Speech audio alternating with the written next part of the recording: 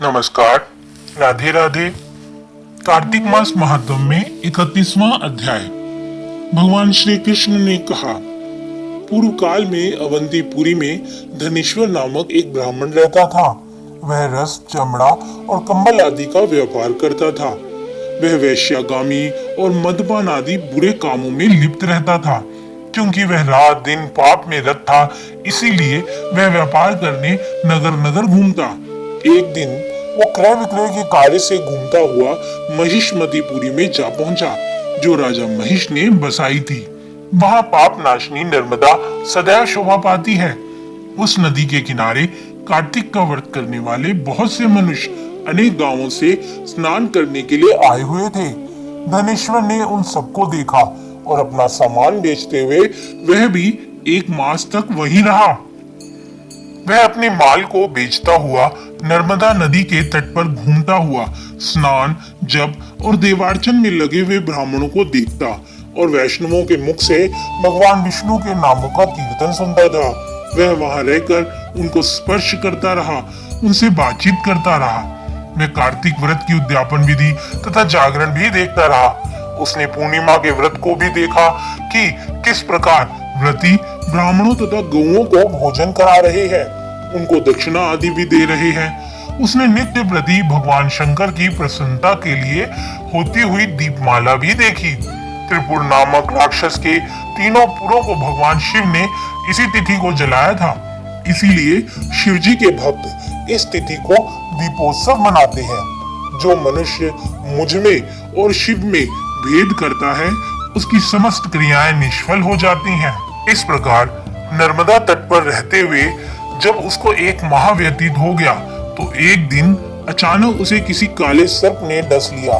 इससे विहल होकर वह भूमि पर गिर पड़ा।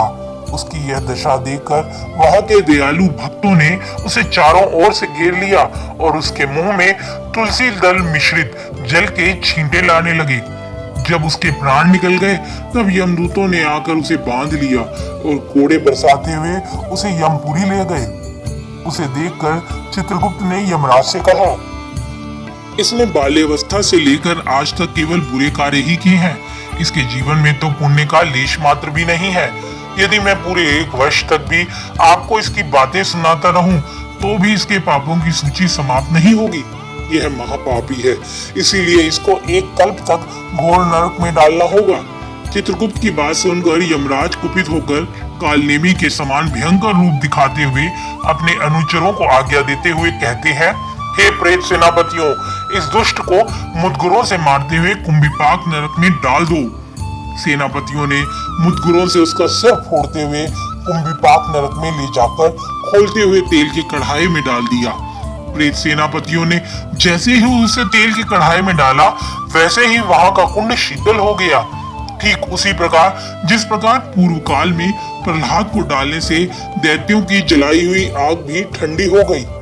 यह विचित्र घटना देखकर सेनापति यमराज के पास गए और उनसे सारा वृतांत कह सुनाया। सारी बात सुनकर यमराज भी आश्चर्यचकित हो गए और इस विषय में पूछताछ करने लगे।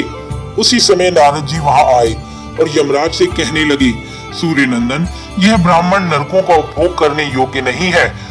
जो मनुष्य पुण्य कर्म करने वाले लोगों का दर्शन, स्पर्श या उनसे वार्तालाप करता है, वह उनके पुण्य का 6वां अंश प्राप्त कर लेता है। यह धनेश्वर तो 1 माह तक श्री हरि के कार्तिक व्रत का अनुष्ठान करने वाले असंख्य मनुष्यों के संपर्क में रहा है। अतः यह उन सबके पुण्यांश का भागी भी हुआ है।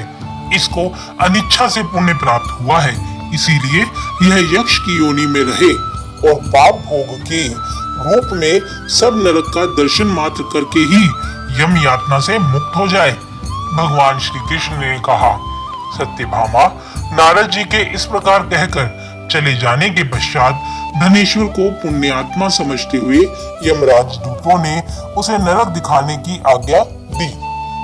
कार्तिक मास महात्म्य में 31वां अध्याय समाप्त। धन्यवाद।